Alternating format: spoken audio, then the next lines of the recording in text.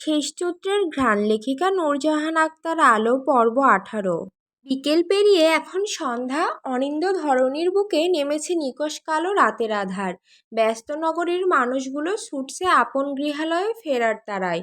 ফলস্বরূপ পথে ঘাটে বেঁধেছে অসহ্যকর জ্যামের চক্করে পড়ে আধা ঘন্টার পথ 2.5 ঘন্টায় পার করে কিছুক্ষণ আগেই বাসায় ফিরেছেন সারাফাত চৌধুরী। ক্লান্ত পরিশ্রান্ত দেহে ফিরে ফ্রেশ না হয়েই আগে শখকে রুমে ডেকেছেন। শুনেছেন বিয়ের কথা শুনে থেকে মেয়ে মনমরা হয়ে বসে আছে। হ্যাঁ না কিছুই বলেনি মেয়েটা। মেয়ে যে এখন বিয়ে করতে চায় না এ কথা উনিও জানেন। কিন্তু আর কতদিন মেয়েকে ধরে বেঁধে রাখবেন। মেয়ে হয়ে যখন জন্মেছে তাকে পরের ঘরে যেতেই হবে। মোট কথা শখ ওনার বড্ড আদরের মেয়ে। 2 ছেলের পর খুব ইচ্ছে ছিল এবার একটা মেয়ে হোক। বাবা বাবা করে ডেকে বুকে ঝাঁপিয়ে পড়ুক। আদরে আবদারে অতিষ্ঠ করে তুলুক। মিষ্টি সুরে শাসন করুক, বকা দিক। পছন্দের কিছু না পেলে দুগাল ফুলিয়ে বসে থাকুক। কিন্তু ওনার মনের কথাটা সিতারাকে কখনো বলা হয়ে ওঠেনি।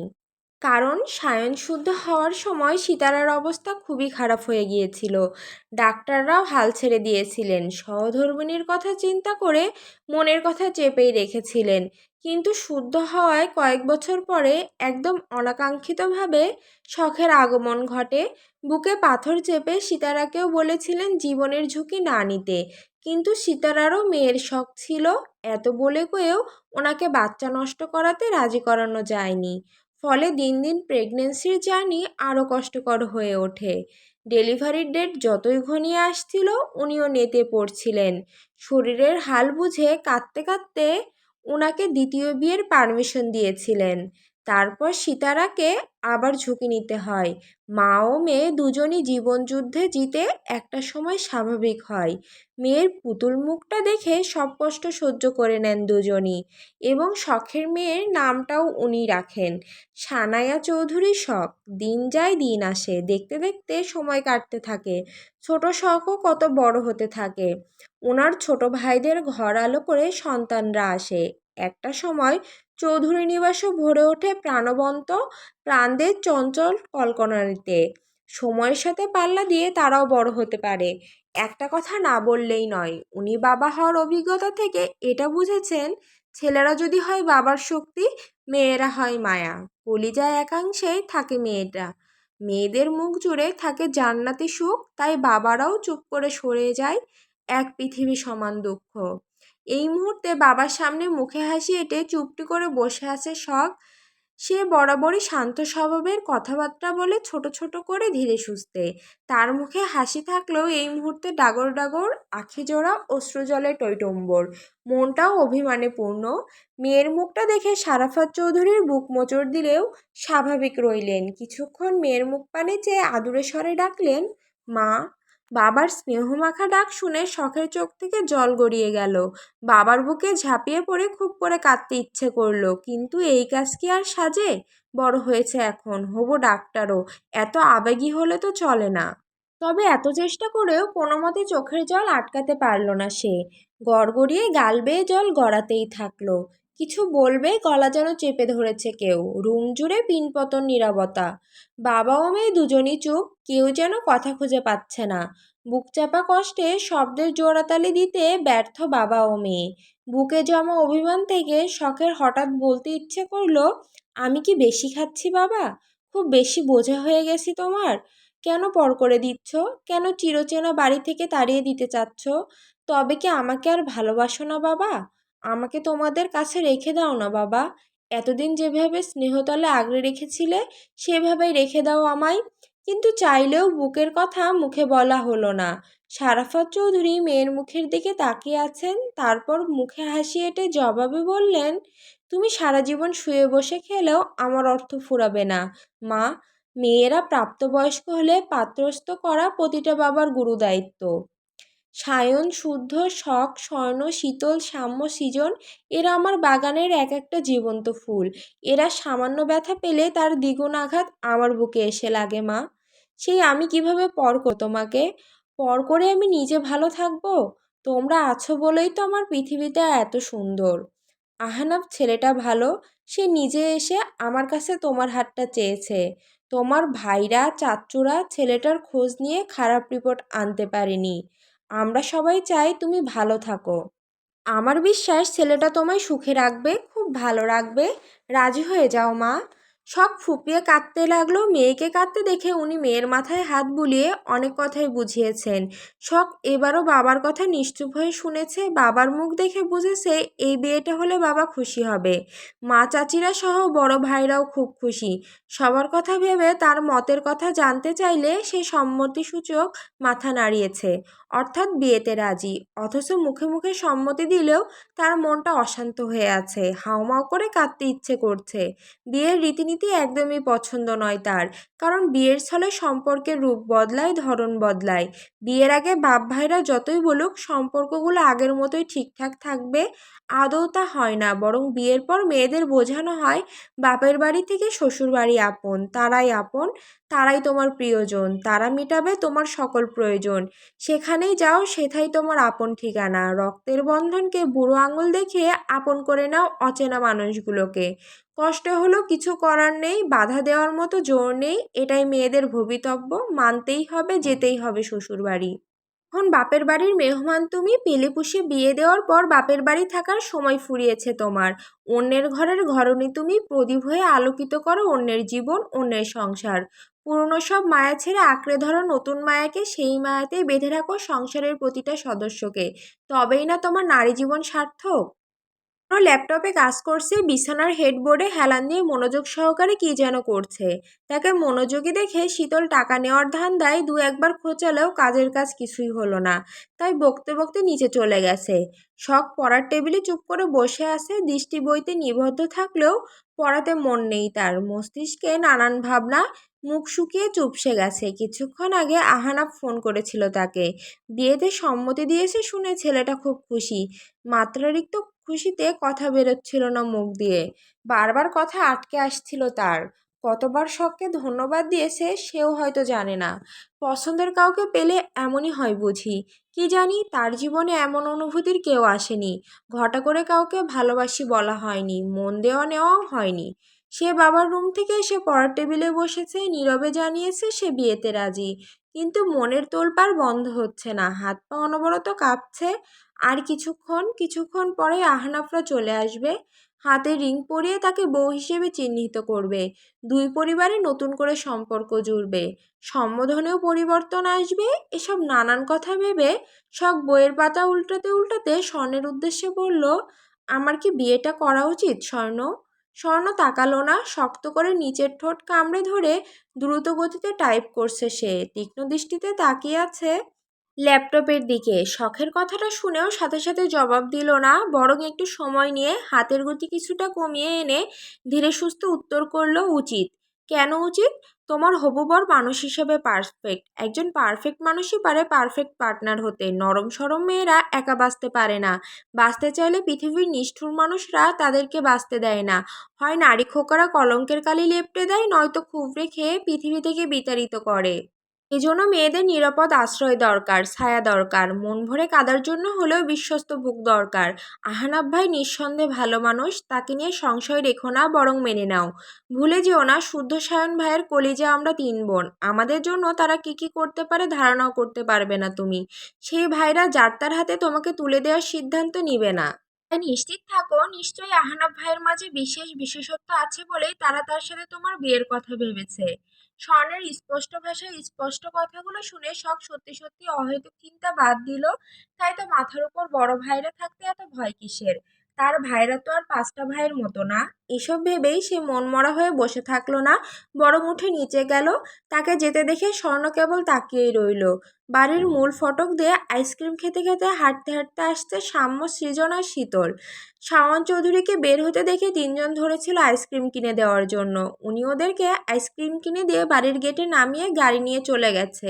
ওরা আইসক্রিম খেতে খেতে বাড়িতে প্রবেশ করলো। ইতিমধ্যে ওরাও জেনেছে শখকে আজ দেখতে আসবে।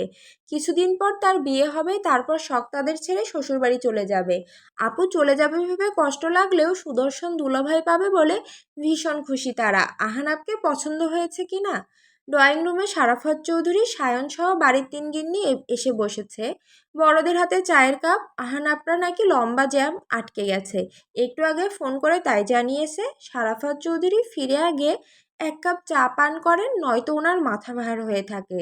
সারাফত চৌধুরীর জন্য শুধু চা না বানিয়ে সীতারা সবার জন্য বানিয়েছেন। প্রতি সন্ধ্যায় 3 জায়ের চা না খেলে চলেই না।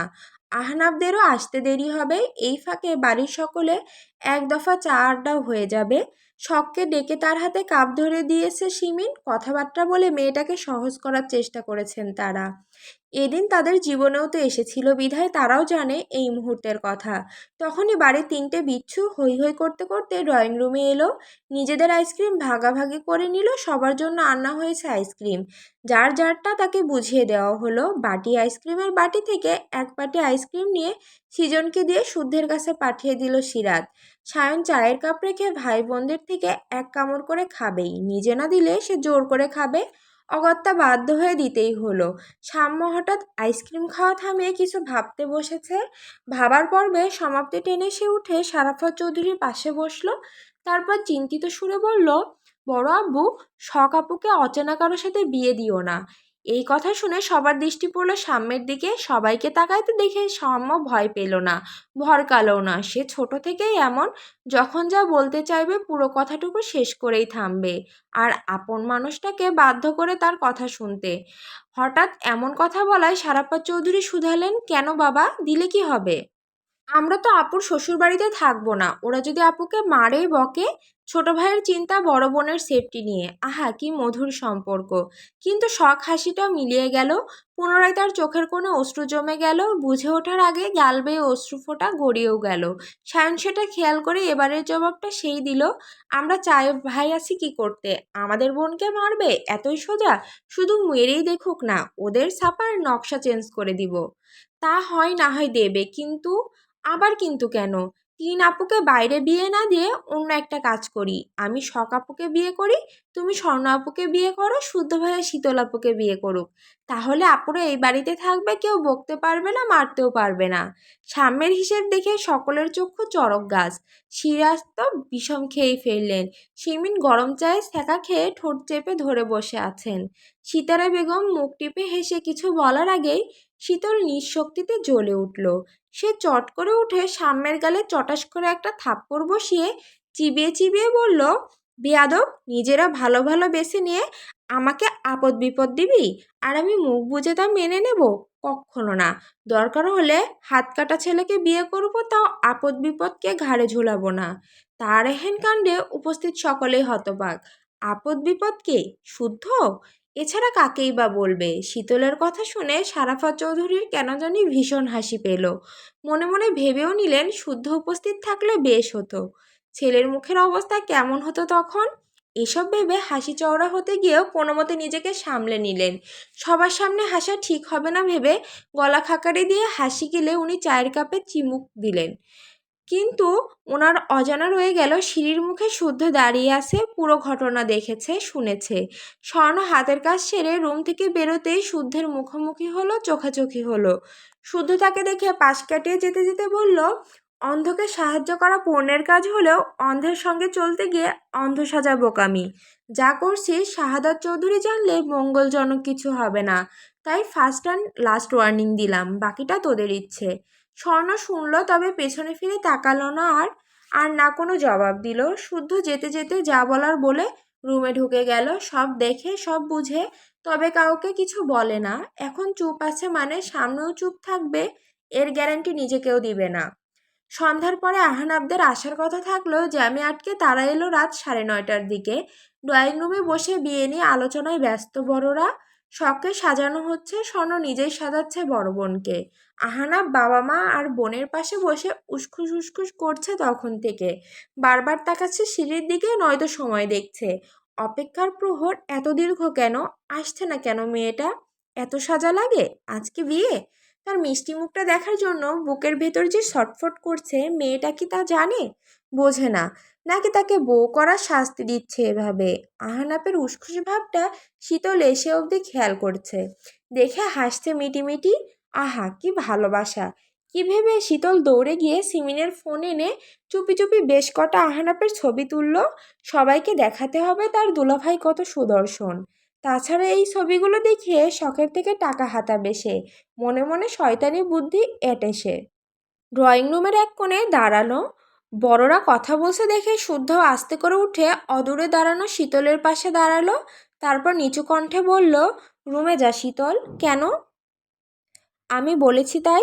আপনি বললেই শুনতে হবে? আপনি কি আমার বাপ যান? আমি তোর কি জান পরে বুঝাচ্ছি, আপাতত হাঁটা ধর। না, থাকবো এখানে। আপুর সঙ্গে আমারও একটা হিল্লে হয়ে যাক। আপনার অত্যাচার সহ্য হয় না আর। চেলাকাটটা বোধহয় সোফার নিচে রেখেছিলাম, তাই না রে? আবারও চেলাকাট? ইস, প্রচুর লাগে। মারের কথা উঠেছে মানে বিশুদ্ধ পুরুষ কোনো কারণে রেগে আছে, তর্ক করলে সত্যি সত্যি মেরে দিতে পারে। তাই সে বোকা বোকা হেসে বলল, ইয়ে মানে মেলা পড়া বাকি আছে, জায়গা। এ কথা বলে শীতল সামনের সেন্টার টেবিলের উপরে থাকা শুদ্ধর ফোন ওনার তলার লুকিয়ে সিঁড়ির দিকে পা বাড়ালো। ফোনের লক জানে সে কিছুক্ষণ আগে আর চোখে দেখেছে। মূল উদ্দেশ্য সেদিনের সিগারেট খাওয়া ছবিটা ডিলিট করে শুদ্ধর দুর্বলতা খুঁজে বের করা, যেটা দেখে শুদ্ধকে হুমকি দেওয়া যাবে। কিন্তু সেটা হবে না বোধ হয়, কারণ যাওয়ার আগেই শুদ্ধ হঠাৎ বলে উঠল, ফোনটা রেখে যা। আমি কি আপনার চাকর নাকি আপনি আমার মালকিন যে যখন যা বলবেন আমাকে তাই করতে হবে? অহেতুক কথা বাড়াবি না, নয়তো থাপ্পড়ে গাল লাল করে দেব বেয়াদব। মেরেই দেখুন, বড় আব্বুকে বলে আপনাকে উচিত শিক্ষা দেওয়াবো আজ। চুপ থাকি বলে সাপের পাঁচ পা দেখেছেন, তাই না? ড্রয়িং রুমে গেস্ট থাকায় শীতলের সাহস আকাশচুম্বী। তার উপর বড় আব্বু উপস্থিত আছে। সে জানে বড় আব্বু উপস্থিত থাকাকালীন শুদ্ধ কিছু করবে না। এই সুযোগে কোনো মতে ফোন হাতিয়ে ভাগতে হবে এখান থেকে। কিন্তু তার তর্ক করা দেখে শুধু তেড়ে যেতেই শীতল এক দৌড়ে মাসিঁড়িতে উঠে দাঁড়ালো। বড়রা তখনও নিজেদের কথায় ব্যস্ত, আশেপাশেও কেউ নেই। শুদ্ধ কাউকে ফোন ধরতে দেয় না, অর্থাৎ সে ফোনটা তাকেও নিতে দিবে না। এখন না নিলে চেক করাও হবে না। একবার যখন হাতে পেয়েছে, এই সুযোগ হাতছাড়া করা উচিত হবে না। কথাখানা তার মস্তিষ্কে টোকা মারতেই সে কোনো কিছু না ভেবেই জামার ভেতরে ফোনটা লুকিয়ে নিল। আপাতত এটাই যেন নিরাপদ জায়গা। বিশুদ্ধ পুরুষ আর যাই হোক, এবার আর কেড়ে নেওয়ার সাহস দেখাবে না। আয়না নোংরামি করতে এগিয়ে আসবে, এইটুকু বিশ্বাস তার আছে। এদিকে তার কাণ্ডে সেখানেই দাঁড়িয়ে পড়েছে শুদ্ধ। এই মুহূর্তে বাকহারা সে। বিস্ময় চোখে মুখে কিছু বলার আগে শীতল এক দৌড়ে উপরে চলে গেল। এখান থেকে শোনা গেল দরজা আটকানোর শব্দ। আপাতত আজ আর বের হবে না সে। শুদ্ধ আর এগোলো না, ঘুরে দাঁড়ালো। মাথার ভিতর ভন ভন করছে তার। মেয়েটা দিন দিন এত পাজি হয়েছে বলার বাইরে। না, একে সভ্য করা যাবে না বোধ হয়। কয়েক ধাপ এগোতেই হঠাৎ তার চোখ পড়ল সায়নের দিকে। দুই ভাইয়ের চোখাচোখি হলো। শুদ্ধ খেয়াল করলো সায়ন হাসছে, ঠোঁট জুড়ে যেন উপহাসের হাসি। পরিষ্কার দুটো থালায় তোমার খুব পছন্দের দুটো আইটেম রাখা। প্রায় এক সপ্তাহের অনাহারি তুমি। পেটে মরণ ক্ষুধা, খাবারের ঘ্রাণে জিভটা লকলক করছে তোমার। খাবার দেখে ক্ষুধার মাত্রাও দ্বিগুণ ছাড়িয়েছে। সেই মুহূর্তে কি করবে তুমি? নোংরা হাত ধুয়ে মুছে সময় নষ্ট করবে, নাকি আগেই সর্বগ্রাসী এক থাবা বসাবে? ফোনের ওপর পাশের লোকটি পুরো কথা শুনে খ্যাক খ্যাক করে হেসে উঠল। কি বিশ্রী হাসির শব্দ! ভয়ে গায়ের পশম দাঁড়িয়ে যাওয়ার মতো ভয়ঙ্কর। তাকে এভাবে হাসতে দেখে এই পাশের লোকটি বিরক্ত হলো, মুখে বিরক্তিকর জাতীয় শব্দ করে মনে মনে বিশ্রী গালিও ছুড়ল। কোনো মতে হাসি থামিয়ে ইয়াসিন নামের লোকটি এবার বলল, সায়েন্টিস্ট ফর্মুলা দেয়নি বিধায় রেগে আছেন নাকি স্যার? হা হা। তা ভদ্র মহাশয়ের নামটা যেন কি? সোয়াইব চৌধুরী শুদ্ধ। বুঝলাম। তা আপনাদের ভদ্রলোকদের মাঝে আমার কাজ কি? সায়েন্টিস্টকে তরপাতে দেখার স্বাদ জেগেছে মনে। খেয়ে দাও। ছ্যা, কি বালছাল কন এগলা! পোলা হইয়া পোলারে খামো? আমার রুচি এখনো এত নিচে নামে নাই স্যার। এই কাজ পারবো না, অন্যরে দিয়ে খাওয়ান। তিনটেই কুমারী ফুল। দুই ভাইয়ের জন্য কড়া নজরের কারণে ভ্রমরও তাদের কাছে ঘেঁষতে পারেনি। এবার তুমি দুটোকে খেয়ে যত্ন করে কলঙ্ক লাগাও দেখি। উফ, ইনটেক মাল। তাই এরা সোয়াইবের কে? বোন? ওহ, কিন্তু মাল সুন্দরী না হইলে মুড আসে না আমার। মুড না এলে কি খাওয়া যায়? আমি আবার আধপেটা খাওয়ার ছেলে না। পছন্দ হলে পুরোটা খাই, নয়তো ছুঁয়েও দেখি না। তিনটেই চোখ ধাঁধানো সুন্দরী, তবে ছোটটা সবার থেকে এগিয়ে আছে। নাম শীতল। নাম শুনে ছেলেটা কল কেটে ফিসেল হাসলো। তারপর ফোনটা অদ্ভুত কার দেয় 5 আঙ্গুলের মাঝে ঘোরাতে ঘোরাতে মুখে উচ্চারণ করলো, শীতল রানী, এবার আমি আমি তোমায় খাবো।